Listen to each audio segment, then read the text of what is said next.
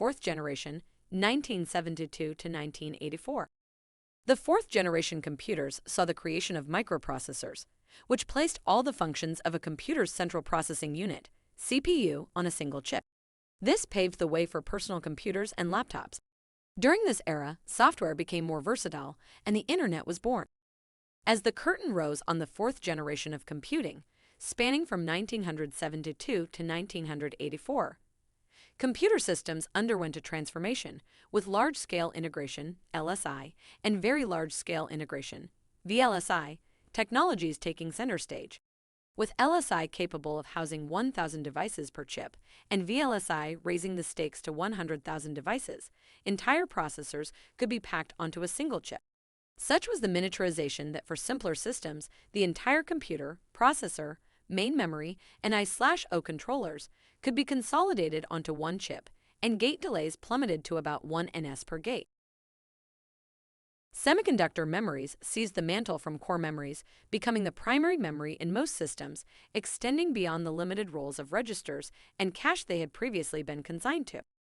The high-performance computing stage was dominated by high-speed vector processors such as the Cray-1, Cray-XMP, and Cyber 205.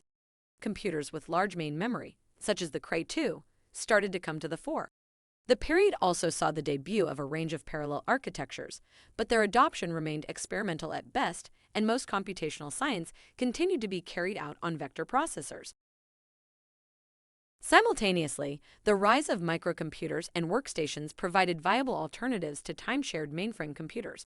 Innovations in software birthed very high-level languages like FP, functional programming, and Prolog, programming in logic, utilizing a declarative programming style in contrast to the imperative style of Pascal, C, and Fortran.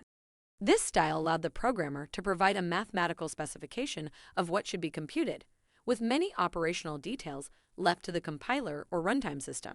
These languages held immense promise for massively parallel computers, though their adoption wasn't widespread during this era.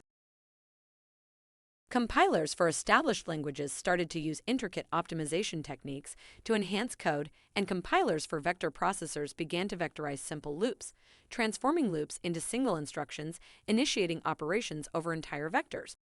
The fourth generation was distinguished by two groundbreaking developments at Bell Labs: the creation of the C programming language and a Unix operating system. Dennis Ritchie developed C in 1972, aiming to fulfill the design objectives of CPL and generalized Thompson B. Unix, written in C, was soon ported to a multitude of computers, shielding users from having to learn new operating systems each time they changed computer hardware. Unix and its derivatives became near ubiquitous on virtually every computer system. In the broader landscape of computational science, the publication of the Lax Report in 1982 had significant repercussions. This report, the outcome of a panel sponsored by the U.S. Department of Defense, DoD, and National Science Foundation, NSF, on large-scale computing in science and engineering, chaired by Peter D.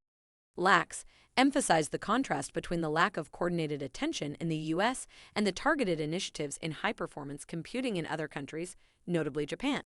The report highlighted that university researchers had insufficient access to high-performance computers.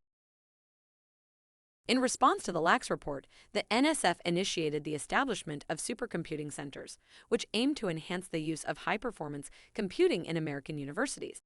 Initial efforts included granting access and providing training on existing supercomputers. In the subsequent phase, from 1984 to 1985, the NSF funded the creation of 5 supercomputing centers located in San Diego, Illinois, Pittsburgh, Cornell, and Princeton. These centers, while providing substantial computing power to the academic community, also rolled out valuable training programs and developed a range of free software packages. Alongside ongoing high-performance computing initiatives at national laboratories, such as those under the Department of Energy, DOE, and NASA, these centers significantly contributed to the acceleration of computational science.